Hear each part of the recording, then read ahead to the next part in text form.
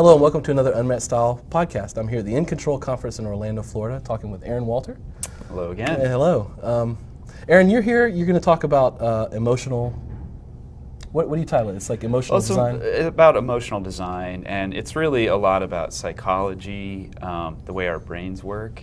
And I'm kind of fascinated about the relationship of our cerebral cortex, which is kind of the way we think about ourselves, is that we've got this big, massive gray matter, and we're really intelligent, and we navigate the world with a lot of logic. But the reality is we're not Dr. Spock. Right. Most of the way that we make decisions on a day-to-day basis is with what's called our lizard brain, which is our limbic system. And that's like the base of your brain where emotions are formed, and actually long-term memory is recorded there as well. So emotion is such a critical part of interface design, because when we're designing interfaces, we're really designing pathways for people, and we're telling stories. We're communicators. And a lot of the way that people make decisions is through emotion. So why did I choose to wear what I'm wearing today? Or the way that we kind of style our identity and our physical person and online and so forth has a lot to do with emotional decision making. I mean, there's some logic that happens there. I won't deny that. But when it boils down to it, there are a lot of times where we find multiple logical options. And how do we arrive at a final decision? It's by saying, well, this feels right. That emotion is the tiebreaker in the decision-making point.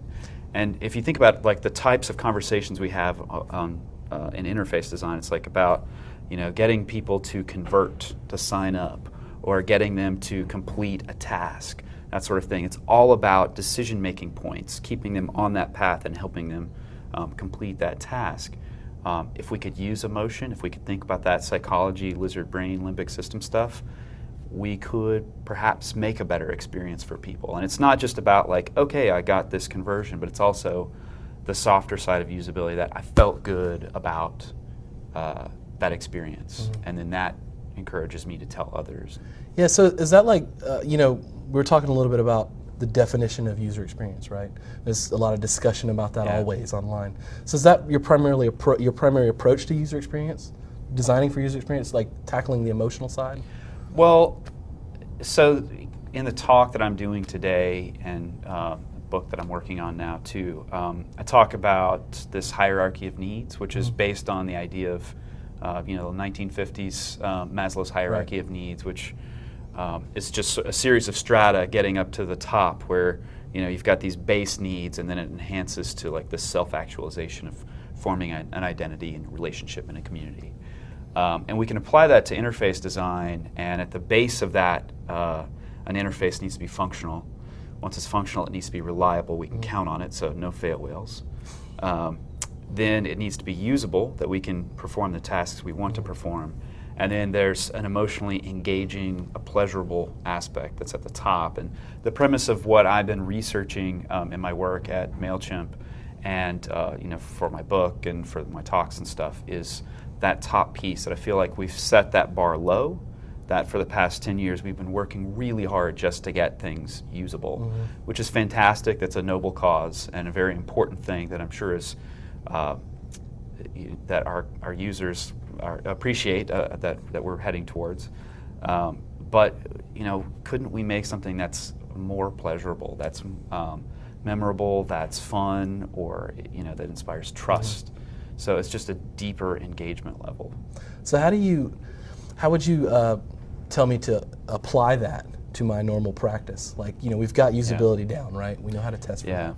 How do we get into applying that emotional theory, I guess? There are lots of different ways of thinking about the application.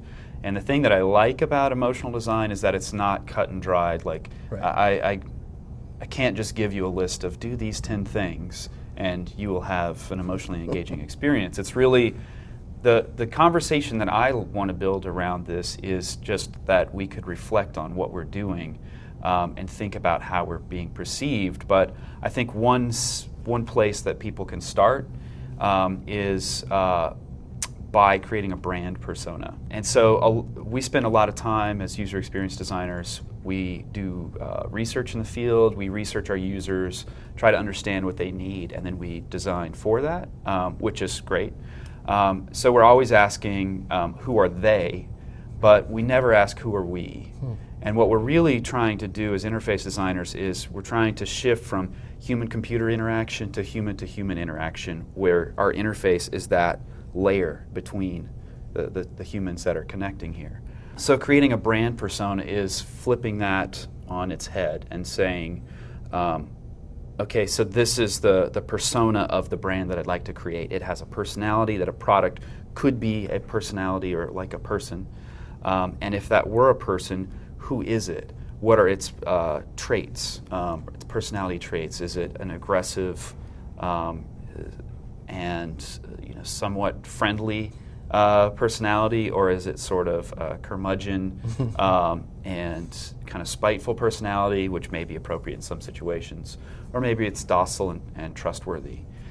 So we identify those, we create that persona, and once we have that, it's sort of like a framework on which we can hang our ideas and think about, like, is this the right thing for this interaction that we're going to design here? Like if we were going to create an Easter egg, or we were going to create like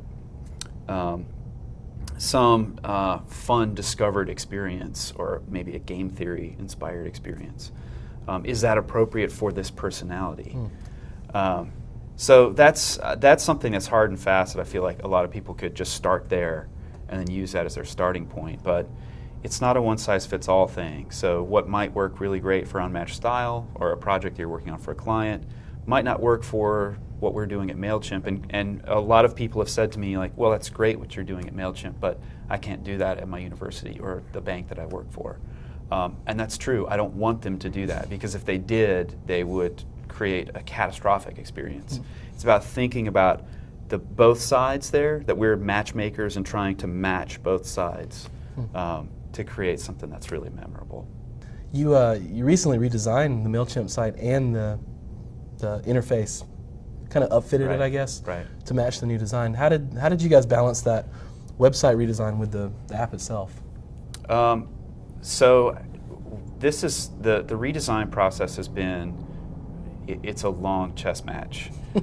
So we have hundreds of thousands of people using the app, and you can't just like flip it on its head overnight.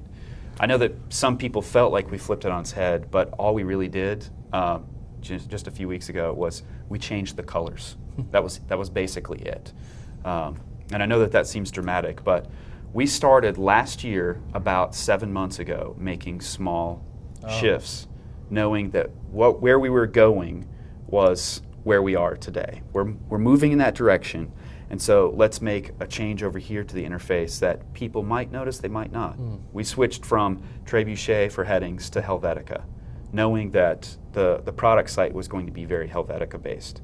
And then we made a few organizational changes and stuff. So it's like, make this move over here so you can make this move to make that move. And what you can do is, that euphemism that you can boil a frog in a pot of water if you put them in while the water's cold and just slowly heat it up? That's exactly what we were doing. It's interesting. It's like designing a forest. Yeah. It really is. That's the idea, because we know that change can be a freaky thing for people, and that doesn't mean that we're not going to change. Because although people might not like the idea of change, they probably would not like us if we did not change. They would become disenchanted. Yes. So we have to change, but we'll do that in a slow, gradual way that helps people keep on doing what they're doing. Great. Well, thanks for being with us. Yeah, thanks for having me. We like MailChimp. We like what you do. We like following you. So cool. Thanks for talking with us again. Thanks a lot.